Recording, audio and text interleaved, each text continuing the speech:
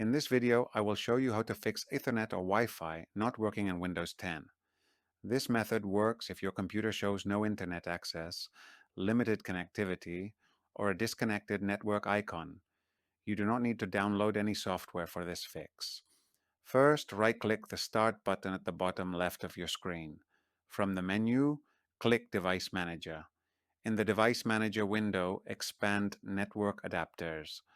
You should now see your Ethernet driver or Wi-Fi driver listed here. If you do not see any network adapter, this fix may still help after a restart. Right-click your network adapter. From the options, click Disable Device. When prompted, click Yes. Wait for 5 seconds. Disabling the adapter forces Windows to reset the network connection. After 5 seconds, right-click the same adapter again. Click Enable Device. Wait until the adapter finishes enabling. Now right-click the Start button once more. Click Network Connections. In the Network Connections window, click Change Adapter Options. You will now see your available network connections.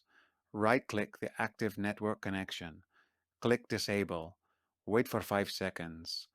Right-click the connection again. Click Enable. This refreshes the network services in Windows. If your internet is still not working, restart your computer. After the restart, Windows will reload the network drivers. In most cases, your Ethernet or Wi-Fi connection should now be restored.